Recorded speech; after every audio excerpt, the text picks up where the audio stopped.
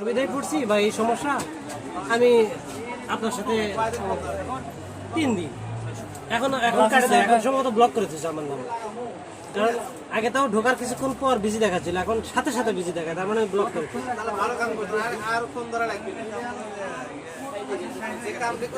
তো ওই কাজ করে দিছি 1000 টাকা বিল, ঠিক আছে করেন করে দিলে টাকা দেওয়ার সময় 800 দেওয়া করছে, 200 টাকা আমি কালকে এসে দিয়ে যাবো। এখন নাই, মানে বাড়ির যাওয়ার ভাড়া নাই, এই সেই নাই, এখন বউ ছিল সাথে, যার কারণে আমি আর এটা নিয়ে